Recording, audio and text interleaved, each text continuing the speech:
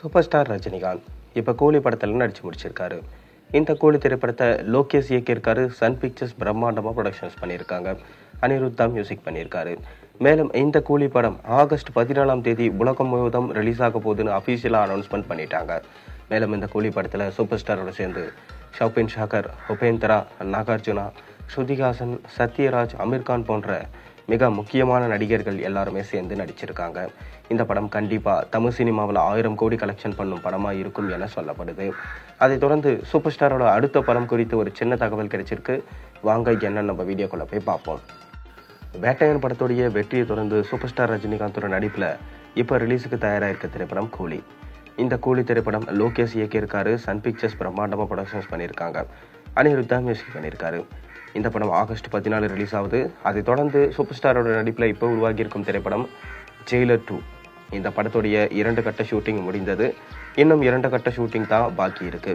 இந்த படம் பொங்கலுக்கு ரிலீஸ் ஆகும் என சொல்லப்படுது. அதைத் தொடர்ந்து பார்த்தீங்கன்னா சூப்பர் ஸ்டார் ரஜினிகாந்த் படத்தில் நடிப்பாரா இல்லை ஓய்வு பெறுவாரா என ஒரு பக்கம் பேச்சுகள் அடிபட தொடங்கிடுச்சு.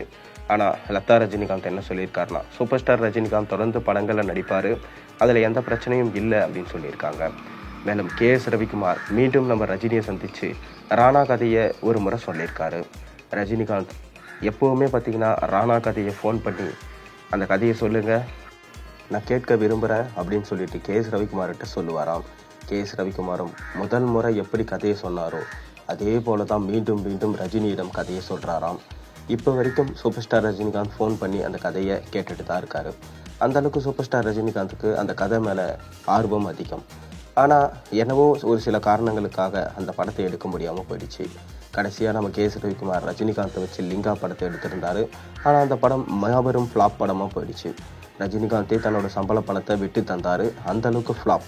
அதைத் தொடர்ந்து மீண்டும் KS ரவிக்குமாருக்கு எப்படியாச்சும் வாய்ப்பு கொடுக்கணும்னு சொல்லிட்டு ரஜினிகாந்த் யோசித்து வச்சுருந்தாராம். அதன்படி தான் மீண்டும் ராணா படத்தை எடுக்க போகிறாங்கன்னு சொல்லிட்டு இப்போ ஒரு சின்ன தகவல் கிடைச்சிருக்கு. இது தமிழ் சினிமாவில் ஒரு கண்டிப்பாக மைல் கல்லாக இருக்கும். ஏன்னா KS ரவிக்குமார் நம்ம ரஜினிகாந்துக்கு நிறைய ஹிட் படங்களை கொடுத்துருக்காரு.